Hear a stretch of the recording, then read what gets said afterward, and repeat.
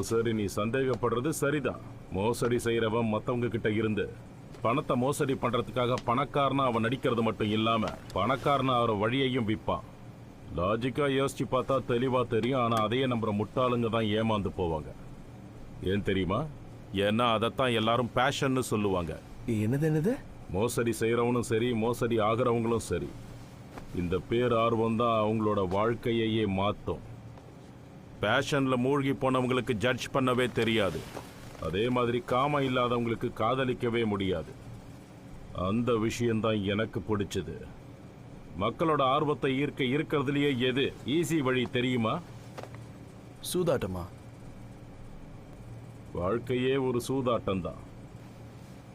எப்ப பெருசா பந்தயத்தை கட்டணும், எப்ப மூடிக்கிட்டு இருக்கணும்னு தெரியாதவங்கள நம்ம சமுதாயம் தூக்கி எறிஞ்சிரும். இன்னும் சொல்ல போனா சூதாடாதவன் எவனுமே இல்லை. அப்படி பார்த்தா மக்கள் வெறுக்கிறது சூதாட்டத்தை கிடையாது, அதுலயே மூழ்கி போய் ஏமாறுறது தான்.